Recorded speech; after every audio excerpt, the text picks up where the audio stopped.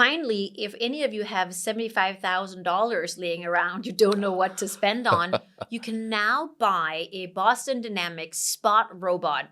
That was like, you remember that creepy dog that's like running around? Yeah, the flimsy That's the one. You can buy it for $75,000. And the four-legged dog robot has actually been spotted. Both like, someone like took it like for a stroll in the street as if it was a dog. But it's been spotted in several locations doing odd things. One heroic spot dog robot helped triage COVID-19 patients. Another one was spotted pulling a rickshaw. One was used as the world's most expensive doorstop. Wow. It's like you spend $75,000 on a doorstop. One was seen hauling a box truck, and one finally was herding sheep. So it's like a very multi-purpose robot dog. The reason I'm bringing this story is actually because we've seen in the last few days rumors that Boston Dynamics is going to, or is in talks about being acquired by Hyundai. So we're looking at a car manufacturing company that's in talks, facilitated by SoftBank, about buying Boston Dynamics, which is probably the world's most advanced robotics company. So you will know a couple of the robots already.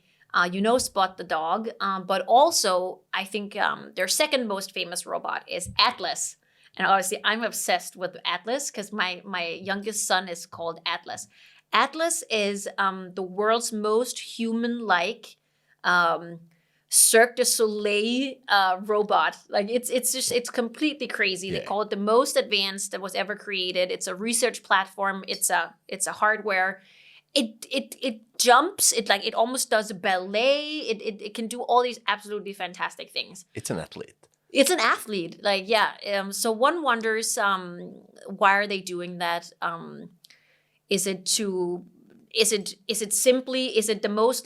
least imaginative thing that they're doing it for the production line at the factory? Is it because they want to use some of the AI, the swarm intelligence, in optimizing their fleet of vehicles?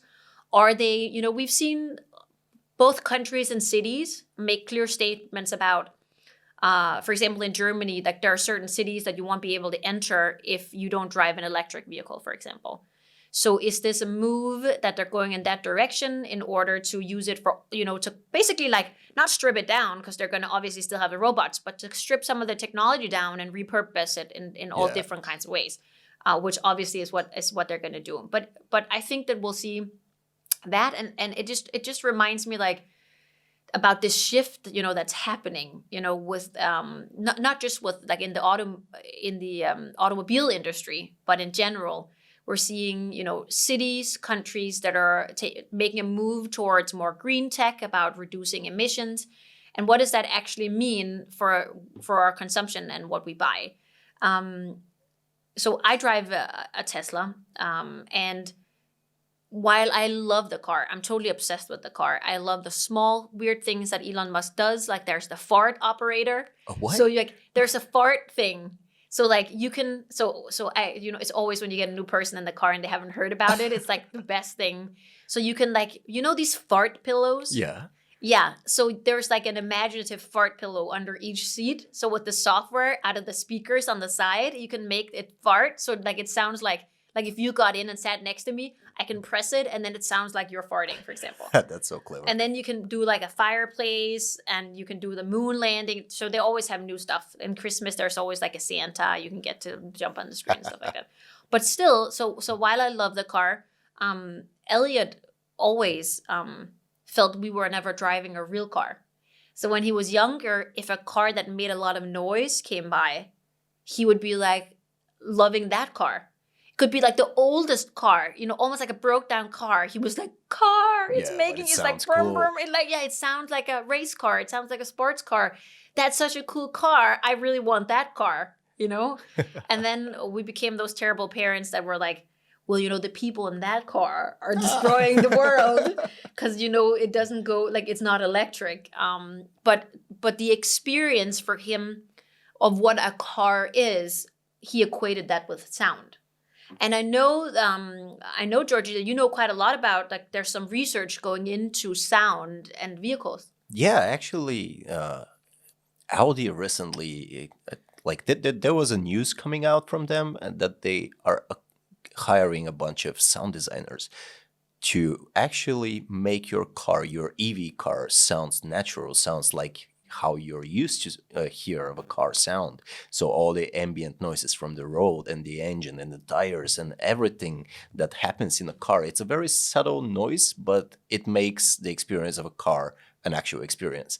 And with EV cars, we don't have that. So Audi is trying to tackle this problem, and they're hiring a bunch of sound designers, which is also very interesting of how two completely different industries starts merging, where it's automotive production and then content production, which like they have nothing to do with each other, and then they merge to create something better, which is very interesting. Yeah. And that whole mind shift, I think we see that in a lot of different ways. So the other day, I was dropping off Elliot and Atlas at their preschool.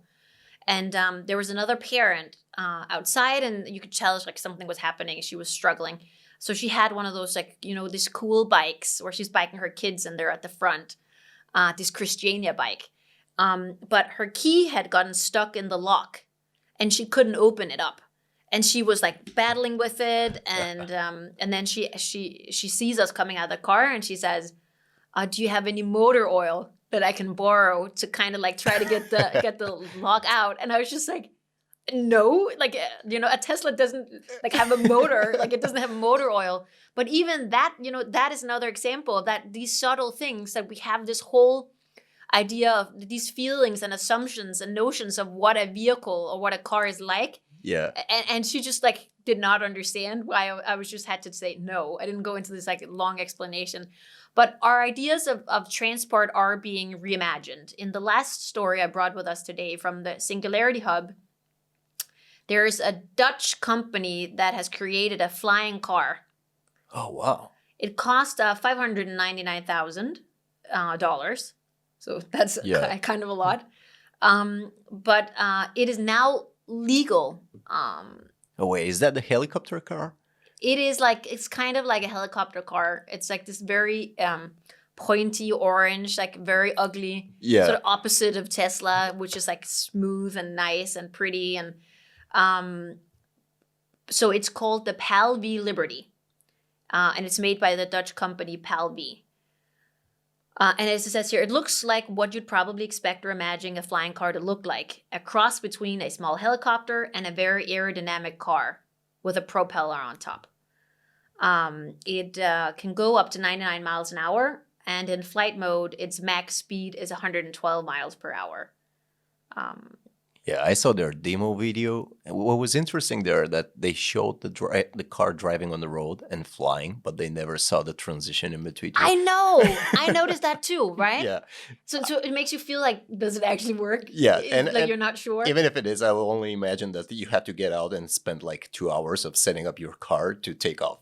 Yeah. No, I thought the story to me was interesting because it reminds me of a lot of sci-fi we've seen since we're kids. Like even it gave me this like reminiscing of The Fifth Element, which is also this film with like Bruce Willis, but where the main actress, I can't remember her name, she's a model, she like jumps out of a window and there's just flying cars at all levels.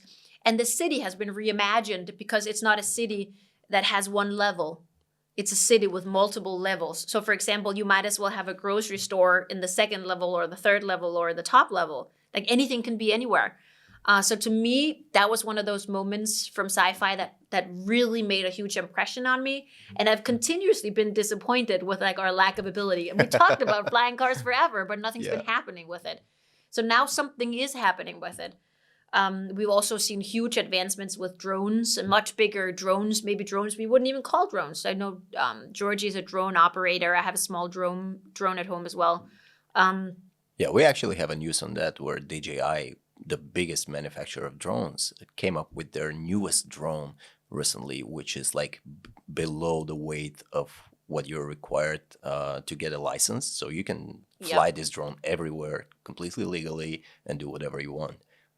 Yeah, so in top news this week, sci-fi world is becoming a reality with flying cars and its exit to Trump, and congratulations to Joe Biden, president-elect. Thank you for watching.